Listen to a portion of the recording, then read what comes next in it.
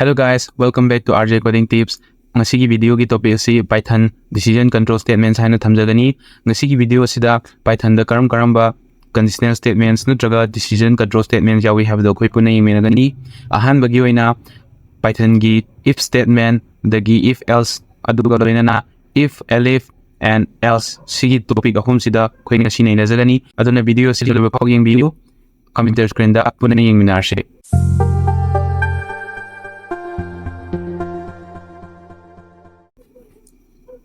Sida ngasigi video ki topic ki oina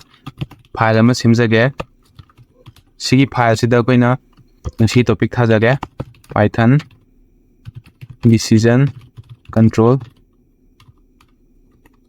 statements. Python decision control statements koina conditional statements haraga sukhangnai. Conditional maramdi koina sida condition b doini bako koina karigma program ama irakpa kanda condition hapaga chumi natraga lali haiba adugumba condition hapa adagi koina program je flexible ohenba haibadi koina error je yam kana land da handle oina tawangi bai tare ko isam na koina program ama irakpa kanda karigumba user jin input pire aduga adugi item thiu kholu gaina harakpa kanda karigumba koina wahaido phangtaragadi found kaina haraga utpako aduga karigumba phangda taragadi phangde gaina haibadi koina condition pidoni ba chummi natraga lali gaina condition over pigani aduga loinana makoi je koina program irakpa kanda yam toina sinarakani khwaidagi yamna maru oiba jaga amasu oiba ko sigi Python decision control statement se aduna mayam punna meaning taminasi aduga video se loiba phawing yengbiyo haina ain haijari sida marakta koigi tips amadi tricks mayam amasu sigi marakta hapsarakani aduna video se loiba phawing biyo makhatar poina Python decision control statement akoigi program singse yama error yamna thokadabdo thoande bago habedi error thokadab lei taraga su akoin error do handle do wai tare ko adugumba lakani adugo loinana Python decision control statement sina taraga di koina program yamna complex over program ira pataraga su akoina khada word su ko khada word su laihanba natraga koigi flexible ohenba ise ya isam chamhanba gi mong do uhandoine bago cc Python decision control statement de yaugani aduga Python decision control statement sina akoida kari mating pange habada program se magi flow je habadi program je kamaina lakani mathang manaw naina lakadra habagi magi flow ma leije ko control flow kaina adugum bado sigi decision control statement sina handle tawgani aduga loina nakoina kari gumba Python program se irakpa kanda Python gi decision lohan bai tare ko phena kari gumba user jina si changa di atopa decision chatlu kari gumba mana si changa di atopa decision chatlu haina koina select to han ko dumaina adugumba gi condition p budu bu koina ko dishigi decision control statement sida lakani video sigi makha tarpada ahan badoina if statement haina thamjage if statement haina taragadi kari gumba haibane koi manipuri lon tharaga na ko if statement jina ke doge da koi gi kari gumba condition ama ko user dijina condition am pirak taragadi ko check to haidoine ba check toraga karigumba chum taragadi adu makhadana chathagro haidoine adugumba dubu koina if karigumba chumagadi haibado adu maina piba dugi if statement sina gane ba ko aduga ma ki syntax pone ingmina siko map syntax ai sida comment na thamjage syntax ta kamaina laige da hanwada if haine if sida ko mayam si se akoina syntax if haraga sida expression haibadi koina kano do condition do pili ni ko karigumba chumi kholi ga adu sigi se mayam sigi se bracket code sui bracket code sui programming language ayam bada bracket lo code pani du Python gi da di bracket code sui aduga atai gi di akoina program atai programming language irpo kan da di mangon da di sigi colon kai ji yaude du akoina han indentation tam gi bani na Python gi di mangi section or block of code se khangan na bagi dang da sigi colon je sinarni enter phu kan da sumaina space kara habadi tape ama like si indentation doni sigal loina na koina statement 1 do I doini ko statement 1 na statement 1 dagi si koina karigumba makhata na ining taraga di se statement up to statement n phawba leibe ai ko statement n phawba leiraga di koina karigumba chum taraga di si makhata pa dum ithago gaina haibagi mung da leigani ko si sina magi ahanba syntax haitar de mai mung matau do leijare si sina ko icham chamba simple syntax of if statement doni karigumba sigi statement 1 natraga up to n haibadi 1 2 3 4 up to n lakwa kansida karigumba amta oita taraga di ko sida statement x se oina pathokpibro kaina sumaina haibe yaibako 1 2 3 4 jina kariba chum taragadi haibadi ngasai expression dugi condition do piraga adugi manung da lei taragadi makha tana thagi doine karigumba amta chatha taragadi sigi statement x ya mana run tawgi doine ko example oina puna yingminasi sidai x haiba variable am naune sida value 0 hapsale sidai karigumba akoi condition do lai ko if x sina 0 day sauraba habdi sigi expression gi jaga je ben kaigumba x ina 0 day sauraga din habni adu taraga di x sida x plus 1 je hapsalo ham ko sidai yengsi karigumba x hariba value je 0 day sau taraga di x hariba nga sai gi value leijabado adu da koina x plus 1 je hapsalo habdi 10 plus 1 je hapsalo di taraga di koina answer da di kai tholani ko 11 tholani ko map di taraga di si je print or yengsi run tawre sidai 11 to le ko map aina sigi se terminal se nakan da thamjabani yengba nungai dena ko map adum khangbi go sigi se terminal je sida leire sida 11 na print tawre ko map si se sumaina la ne ba si jina khoi gi python gi simple structure do ne ba si ai ko map aduga ko map si ai comment tawjage aduga makha tarak pa do khoina ani suba condition do yengsi if else statement if else statement dum yengsi sigi su ai syntax si jarakya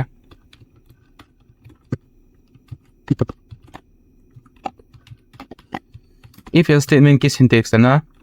kasi ki maina kari gumba sigi expression je lawdeni kari gumba expression le redo targadi statement 1 je nambi yo haideni aduga kari gumba statement 1 je oida targadi statement 2 je na nambi yo haideni ko sidai punai minasi koina sida condition nama check tawdeni ba pyramid ba habdi expression natra condition do kari gumba koina sigi expression jida natraga condition jida koina ngasagi sumaina ma hapsan le kari gumba haraga ko kari gumba si condition jina chumta araga di sigi statement 1 je thabak pangthok biyo habdi sigi je function haidi sigi je execute tawbiyo kari gumba sigi if tolna lan ta araga di habe else haidi la araga di sigi statement 2 je na execute tawbiyo habne ko mayam le daraga di sigi simple if else statement sigi khoi gi example ling minasi example da sida user h haige user h se koina input option doini ando sigi je integer wena option ji duga sida enter your h haina thamni karigumba asai gi user gi h sina greater than 18 oi taragadi nasai gi changai be user no pire be h 18 dai chau taragadi print tawdini you are eligible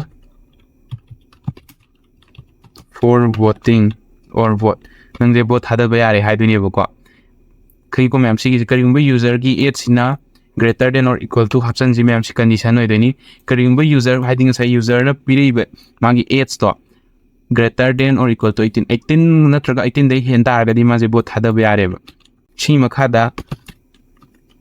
else harlai else hai taragadi tu sigi si karigumba condition je chumagadi sigi vote hada ba yare haidoni karigumba yadragadi habadi sigi condition je lalagadi sigi else ki saruk se pangthok piyo haidoni print you are not eligible to vote and smart high rane ko yingsi mayam si puna run tawri minasi run tawre sida man enter your age hai ko sahi option si 18 hapsi you are eligible for vote ko si je tu thok ke ko map you are eligible to vote and amka so mu run tawra yeng jage sida koina ko tu yaw hai je du target you are not eligible to vote and thai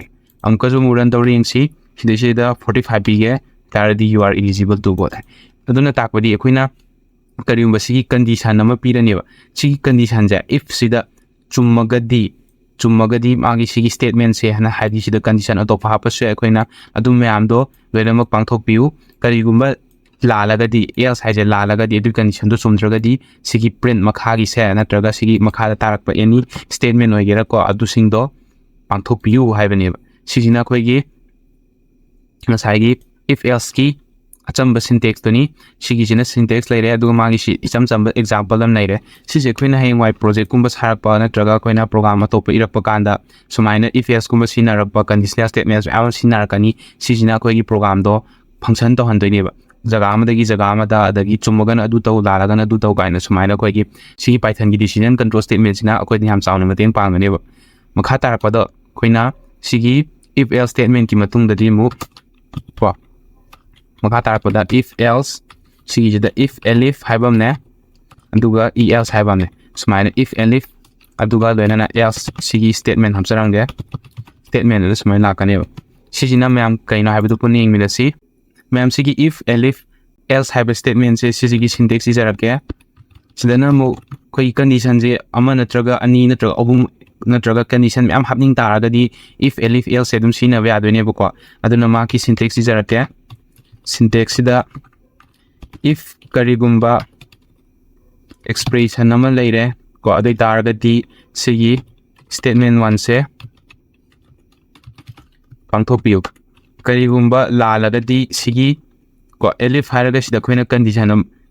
elif haraga khoina sida condition mu pine bako si condition jina expression 2 haija ge sida jina expression 1 haige karigumba expression 1 je lan taragadi ko expression 2 je pangthokpiu hamni expression 2 pangthoni duga magi statement 2 je mu run tawni karigumba statement 1 ga statement 2 ga je animak false or haidi lalaba ado sigi singa sai ama sida colon lambe si mapsan jaram ge sigi se karigumba else hape karigumba lan taragadi mu sigi se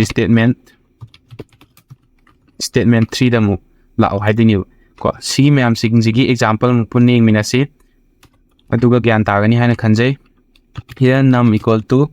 sigi se input oina user dagi lohalaga sigi se in arga input number oina lohalaga enter a number sigi se koina number ama logdaini user dagi sida koina if karigumba num je equals karigumba num je equals 0 habidi num je 0 ga mana taragadi print tawdoini kai print tawdoino the number is 0 ko sida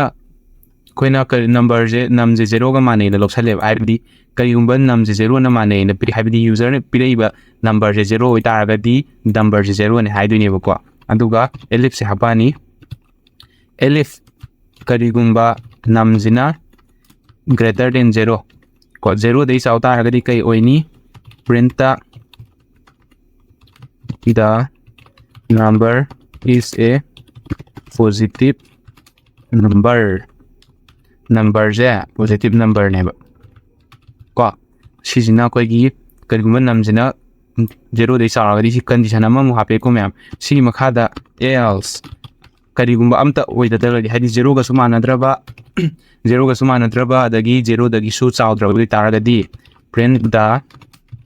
number is a negative number and smaina haidini ko sije mu run tore si myam run tore number ama hapo hare 56 hape the number is a positive number amko su mu run tauge this is 0 hape the number is 0 amko su run tausi minus 21 hapsi the taragadi the number is a negative number and smaina koina ko sigi condition ahun is my happy ado koina sigi se any ko hayangwai program aso wi ra pokana sigi se if else natraga if elif hada condition makha macha mayam ma pira ga koina check toba dum yae ko adubu sigumba se koina conditional statement sigi matang sidamu makha da atopa loop kaina mu sula kane ko sigi sina akoina check toba da condition je hanjan check toba se yamna akoigi repetitive tasks hoyeba aduna sigumba kantadi loops kumba sinaraga adudoina amutang da simplify ohenan giba adu sugum yagani adu makha tarapa video da akoi loops to khana jagani nasigi oinadi sigi akoigi types of if statement natraga decision control statements ki sigi conditional statements akoi ahum je makhal ahum je khangbire mayam sidagi question khara jumu hapcharamge ado mayam question atopa so pizagi bani adu question sing ado koina knowledge oinaba adum number sana biu sumain tau dona koi python programming course se mapung phan biu haina haijari ai sida question amani dang hapcharam ge